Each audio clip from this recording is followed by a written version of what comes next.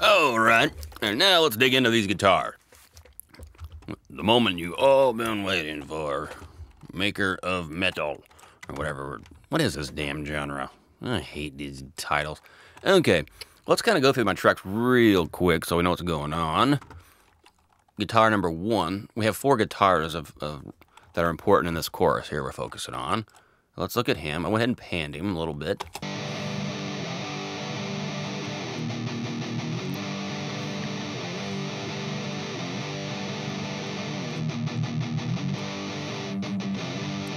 And we can hear some kind of weird droning thing. A guitar player guy was doing some kind of advanced chord, which does sound a hair out of tune, which makes us reach for like 200 to 300 in there, just a hair.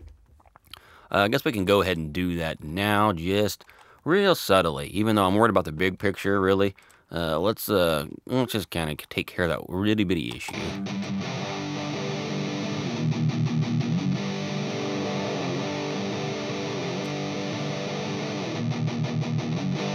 Yeah, it's more like 400, I guess. So I'm just going to take like a decibel or 2 down, and let's make sure, just to kind of reduce the damage from that. It's just one of those things where that's what the song does, and it's okay. Although in a perfect world, maybe we want that a little bit tighter when we're doing those kind of weirder chords. All right, so now I'm going to drop down to guitar 2, and that's kind of the mate to guitar 1. And these are both recorded with the ribbon mic. I think I used a Royer. I don't know. It doesn't really matter. But for this, these are supposed to be kind of darker, fuller, whatever you want to call it. That was all by design.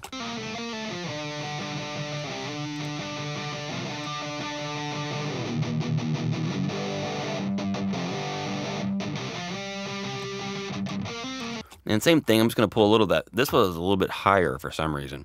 I don't know if we did those on the same day or not. But I don't want to get too critical with those for a couple of different reasons. But what I did something a little bit different than I normally do. I tracked, these are 4 different separate takes. But I did radically different sounds on the 2nd and 4th take. And this one I called it Guitar Fizz for a reason. And that's an SM57, I think, probably dead center or very, very close. And I knew full well that I was going to probably need more bite on the way in. I got this bad habit with the Royers of getting them thinking they're real nice and bitey and exactly what I want. Then get the mix time and I don't have the sizzle that I need. And so I kind of invented this idea, well, why don't I go ahead and track a whole nother take with those? So not only will, that way, for one, I don't have to worry about phase issues near as much. The odds of it being out of phase here are pretty slight. But also by utilizing this extra fizz track, we get the benefit of the 4 layers, if you believe in that sort of thing. And I don't always do, by the way, but if I'm going to need a fizz track, this seemed like a more fun way of doing it. It was kind of the first time I ever tried it.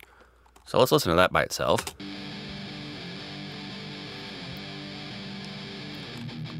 And there may be some low-end issues there. Let's listen to both fizz tracks at once.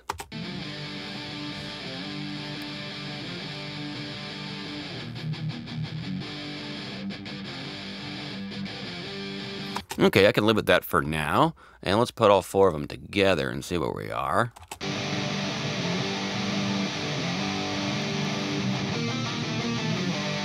And when soloed, I don't know what that means, so let's go ahead and get to, doesn't mean anything to me, really. So let's go ahead and get everything going except the vocals and see what that brings us.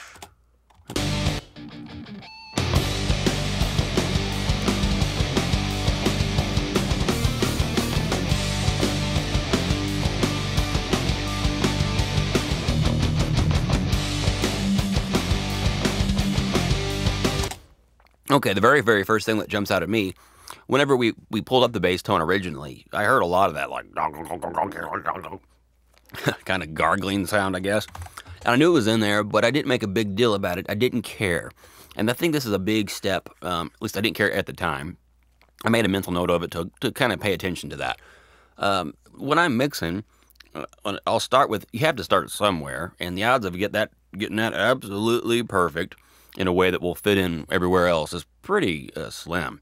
I don't know how to like make drums perfect without hearing everything else, so I get them pretty good. Then we move on. And then when they start to gel, all these tracks gel together, then you say, Oh, yeah, okay. I mean, to go back and fix this one little thing. Similar to when we brought the bass ambience in there off the bass distortion. I said, ooh, the drums are a little bit drier than I want. Well, no problem. Okay, so now that we've got the guitars in there, I think, ooh, that bass, it's got some, I don't know, 500, give or take, that's really bothering me. So let's take a look at that.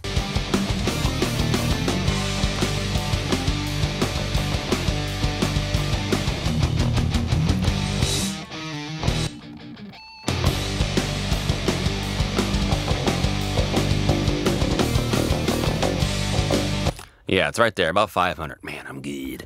Anyway, so now that I've swept to find it, I'm actually going to use multiband because it doesn't do it all the time, and I want a faster guy. I want somebody who can stick and move, jump in there and fix the problem, and get out of the way when there isn't one. All right, and this yellow guy is already centered on 500 hertz, so let's go. I'm going to get pretty aggressive. I'm doing this for fun. It's a tonal thing, as if we had an amp head or something like that. So we don't have to be real critical like we're audio engineers or anything like that. We're just tearing it up.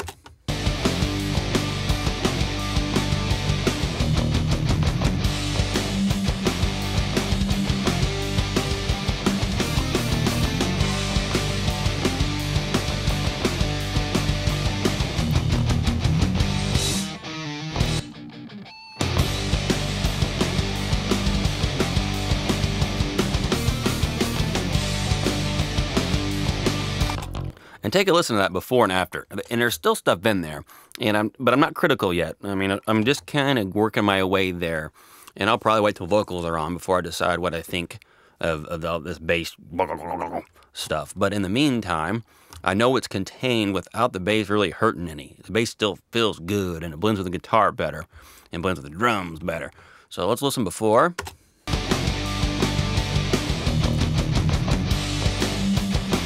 And then after.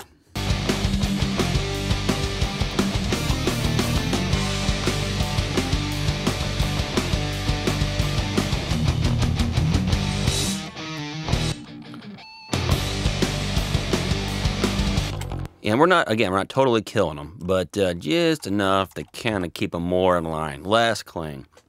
And I may go way more aggressive later.